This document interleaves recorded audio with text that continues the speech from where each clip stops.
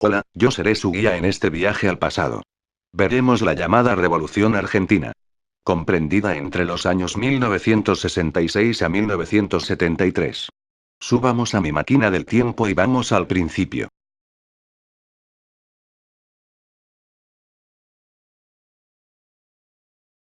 Aquí comienza todo, con la asunción de Onganía a la presidencia, tras el derrocamiento de Illia.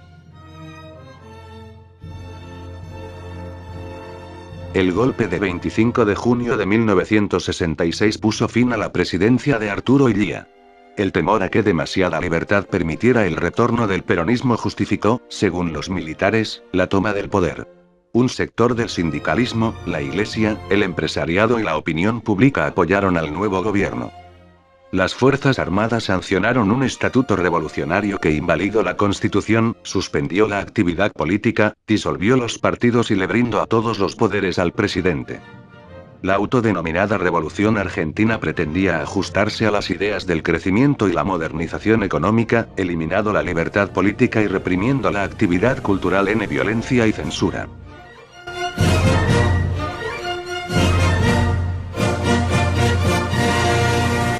¿Quién es este hombre? El Escrieger Basena. Distribuir los ingresos entre las L económicas. Devaluación favorece a las industrias nacionales. Para evitar que se vuelvan ineficientes, se bajan los aranceles. Se baja el déficit fiscal para evitar la inflación. Estas medidas favorecieron al Estado y a los capitales extranjeros porque aumentaron su poder de compra.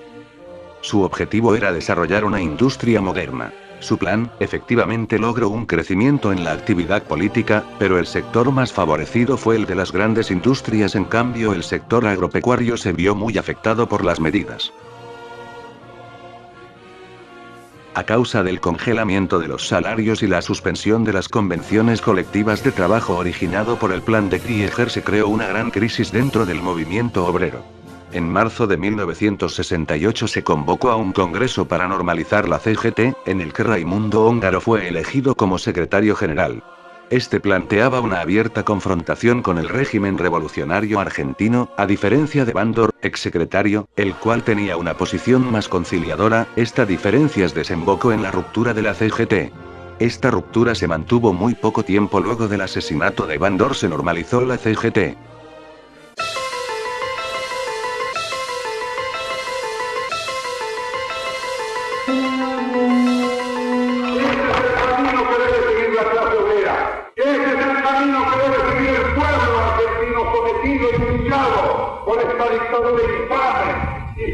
El Cordobazo. Fue una movilización estudiantil que ocurrió el 29 y 30 de mayo de 1969 en Córdoba. Los estudiantes hicieron una huelga en protesta por la privatización de los comedores universitarios y fueron reprimidos por la policía. Murieron muchos estudiantes. La huelga se extendió por Buenos Aires, Rosario y Tucumán. Fue el comienzo de una posible guerra entre clases, ya que se sumó amplios sectores sociales a las fuerzas revolucionarias. En este periodo los jóvenes empezaron a formar guerrillas, luchando contra la dictadura, siguiendo el ejemplo de la Revolución cubana. Luego de las secantes críticas hacia Onganía, fue sacado de su cargo. El 8 de junio de 1970 asume el general Roberto Marcelo Levingston.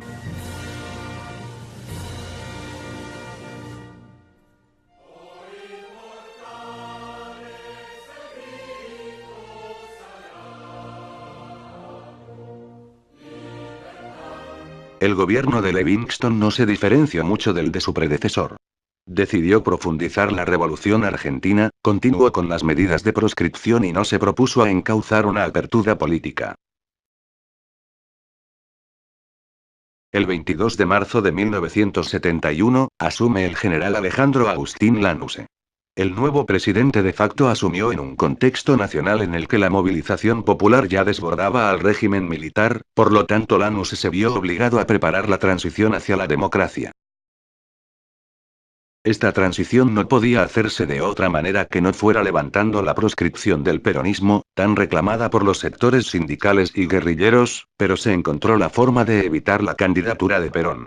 Para ello impulsaron una cláusula por la cual los candidatos debían encontrarse en el país desde agosto de 1972, Perón, que estaba en exilio, no cumplía con estos requisitos.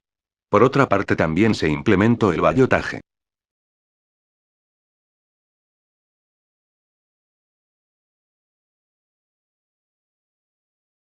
Ante las restricciones impuestas por el gobierno, Perón eligió como candidato del Frejulí Frente Justicialista de Liberación Nacional a Héctor José Cámpora, para las elecciones de 1973.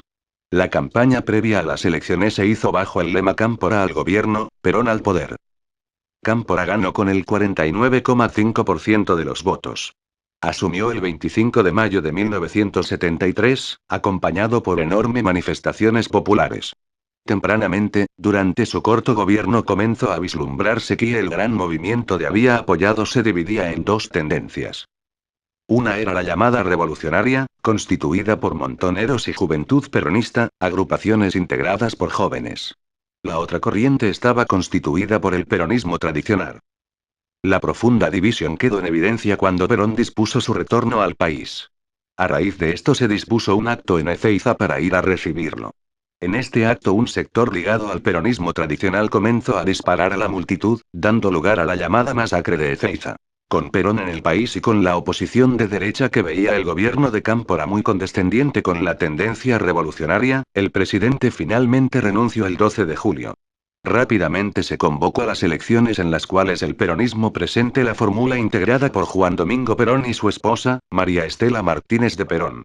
El 12 de octubre de 1973, habiendo ganado con el 61% de los votos, Perón comenzaba su tercera presidencia.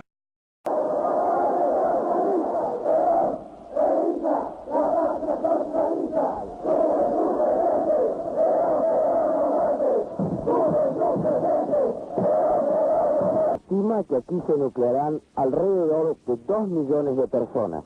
En tal sentido, en todas las provincias se están organizando caravanas de gente que llegará aquí.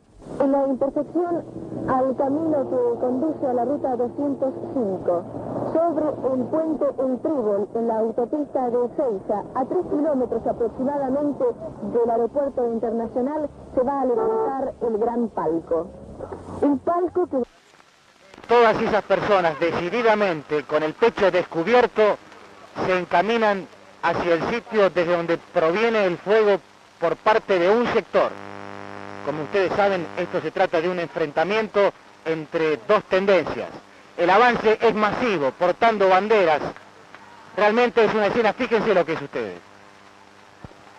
No necesita descripción. Una corrida en masa.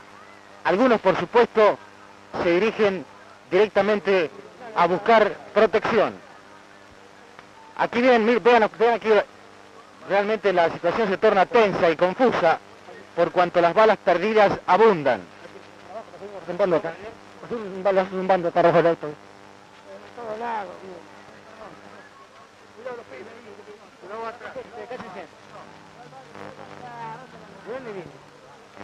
Nadie... Sí, señor. Nadie puede estar muy seguro en esta situación. Miles de personas, un desbande general.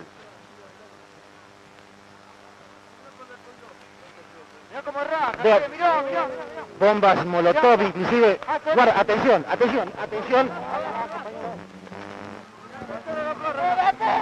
Vean ustedes esa persecución, dos automóviles directamente vinculados.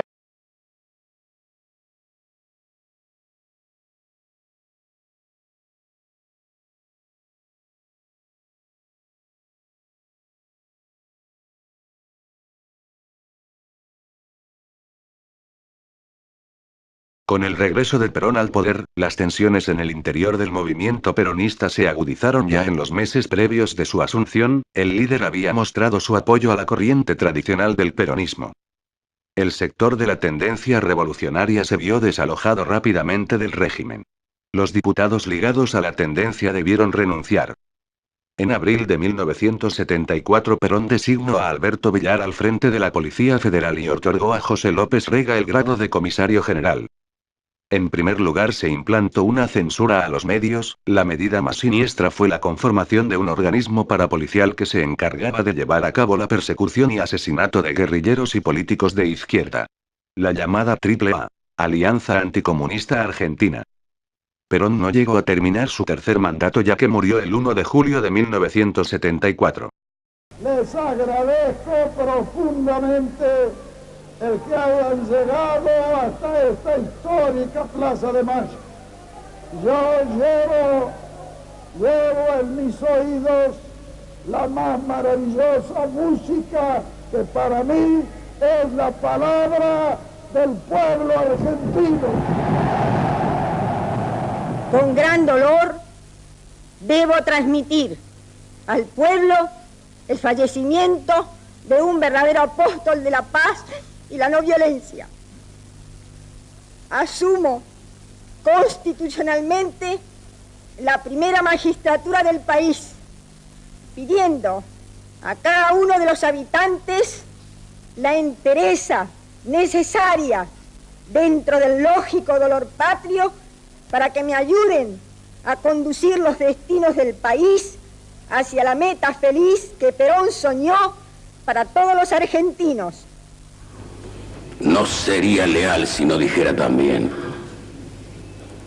que vengo en nombre de mis viejas luchas, que por haber sido claras, sinceras y evidentes, permitieron en estos últimos tiempos la comprensión final, y por haber sido leal en la causa de la vieja lucha, fui recibido con confianza en la escena oficial que presidía el presidente muerto. Este viejo adversario despide a un amigo.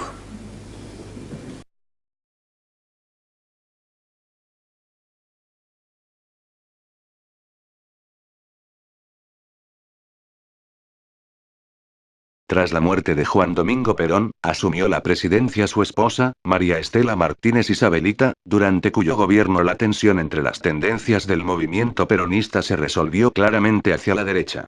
Durante su presidencia se inició un desmantelamiento de toda actividad política de izquierda.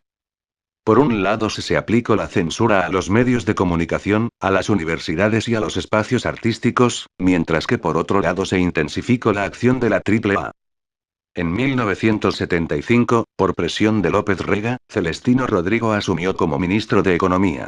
Su gestión es recordada por la implementación de un plan económico popularmente conocido como Rodrigazo, que implicó romper definitivamente con el pacto social y con la política económica que la Argentina había llevado a cabo durante todo el proceso de industrialización por sustitución de importaciones. Fue el primer plan que se rigió según las ideas del neoliberalismo. En los meses siguientes, la gestión de Isabel de Perón intentó retomar la senda del pacto social, pero esto se hacía insostenible dada la creciente alza de precios.